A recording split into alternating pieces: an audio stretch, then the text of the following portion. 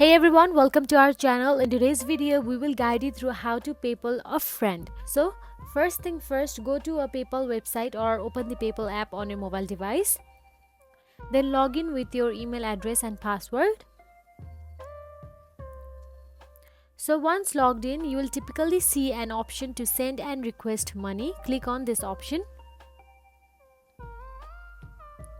You can see send money option available in quick links. Simply tap on it. So after you tap on it, you will get to see empty box option available there. Enter your friend's email address or mobile number associated with the PayPal account.